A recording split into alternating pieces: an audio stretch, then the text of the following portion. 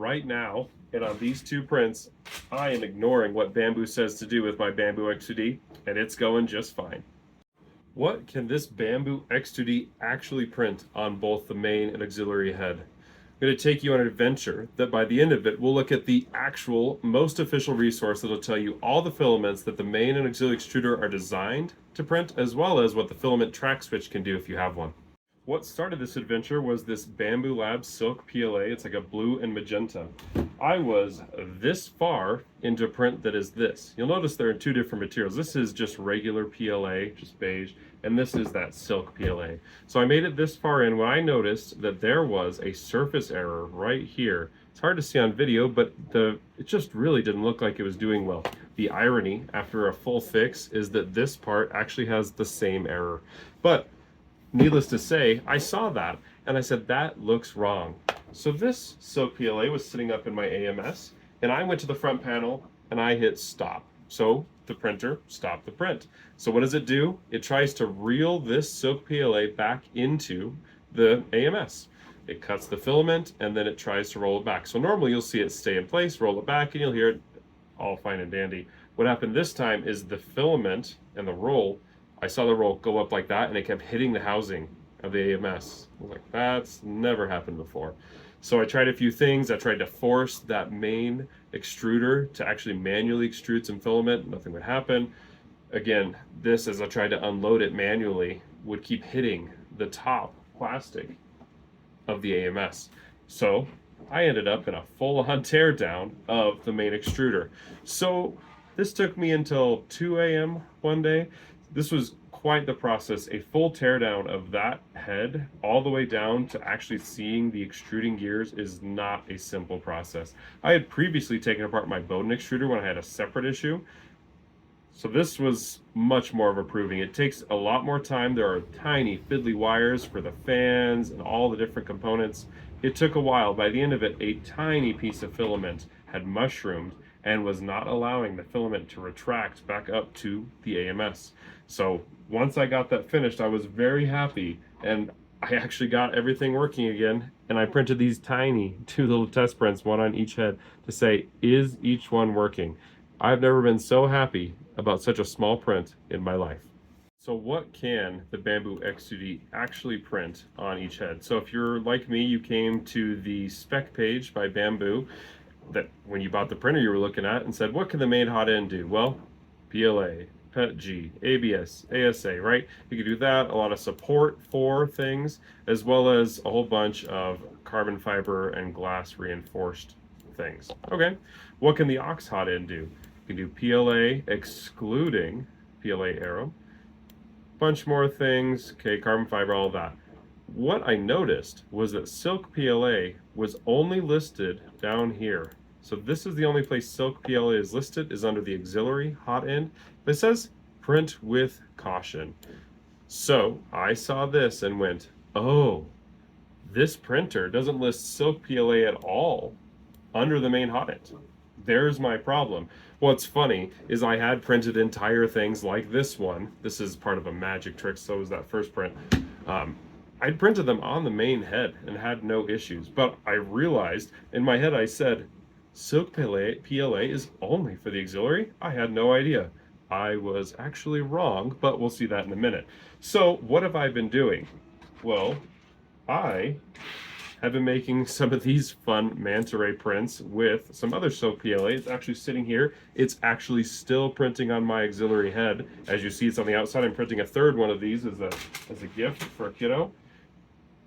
It has been working. I have been printing with caution, I guess. So what does the spec page actually say? It says to print with caution. What does the wiki say? Let's go take a look. So I took a look at the Bambu Lab wiki. In between all of this teardown and getting these prints set up, I said, let's look at the wiki and see what it says. So I found the X2D filament compatibility guide. Oh, well, that's great. Let's go see where it says that Silk PLA is not for the main head. So, okay, main hot end, green means available. Okay, let's scroll down and find Silk PLA. Silk PLA. You'll see here now, these columns are actually the different nozzle sizes. So second column is what a lot of us will want to look at. So we'll look at that Silk PLA, green check mark for the main head. Interesting. Okay, so scroll down, we'll see a lot of other things here. Let's look at the auxiliary hot end. So again, I'm looking, okay, it's probably going to be green, but maybe not because it said with caution. Okay, maybe not recommended. I don't think it'll say highly not recommended. I've been doing fine.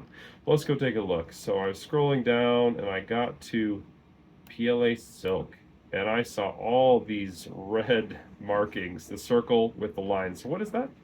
Highly not recommended. Bambu on their filament wiki says, basically, you probably shouldn't be doing this. What have I been doing? 2 of these. These have taken, it said 14 hours and 11 minutes. This auxiliary head is much slower than the main head. These are also pretty solid. These are a pretty cool print. I'm printing a third one here, and it's within like an hour or so of finishing, and it's going great as well. So I've made 3 of these on something that basically Bambu, as you read the documentation, says we expect a high failure rate. Well, I'm doing fine. So what do we take from all of this? Let's look really quickly one last time through the filament compatibility guide by Bambu. So again, they have the main hot end, and they list what they think you should print with that, what they don't recommend, and what they say is quote unquote unavailable, don't print it on the main hot end. So again, it's by nozzle size here. So, consider your nozzle size, but you start to see in PLA, almost all of it is recommended and okay. PETG, PETG, and you can come down, look for what you're thinking about printing. Now, when you come to the auxiliary hot end, they actually have 4 categories. They have this highly not recommended as well, which is what I've been printing. But you can read through some of the extra text. I'll let you do that on your own. But again, you see PLA is going good. The Silk says no. Arrow says definitely no. And that is what we saw back on the spec page, the selling page. You can come through and see what the rest of this says. TPU, not going to do you too good. Anyways, when we come to the very bottom, we also see filament compatibility for the filament track switch. So if you're thinking about using the filament track switch, this will be another good resource for you. There are 4 categories again. And then as you come down, you can see what they think the track switch is going to do good. Again, the track switch being able to send multiple things to either head, it just helps you with that. So in my opinion, this whole list, this page, this filament compatibility guide is going to serve as a good roadmap, maybe a compass for you. But in reality, when I'm printing something, what I found worked was Silk PLA on the auxiliary extruder. This is actually a generic brand. This isn't Bambu Labs Silk PLA. I had done, a benchy just to see, like, did it even come out okay at all before I printed these. But that's what's working for me. So I think this filament compatibility guide is probably, this is what you want to look at if you're looking at what I'm going to print. However, I am currently having success going kind of against what this recommends. So actual experience, I think, can dominate over this compatibility guide, but I think you want to take caution if you're going to do that and think, am I doing this? What's my reasoning? For me, a teardown of the main extruder was a huge pain, and it led me to this through a confusion of what their spec sheet says. However, I'm having success, so I think I'm going to keep printing this way. It takes a lot longer, but it's working. So in conclusion, what else am I seeing? So I haven't printed in some of the more advanced engineering filaments yet. However, I am reading and seeing, like on Reddit, on the Bambu Lab X2D Reddit subreddit, that people are having issues with some of the more engineering filaments. Someone had problems with ABS recently. What is working is, for me, I'm printing PLA, PETG, and I'm printing Silk PLA, and that's been going well. Again, I haven't printed into those more technical materials, but I am having great success printing what I have been. I think you should look at that guide. The wiki is going to be your best roadmap.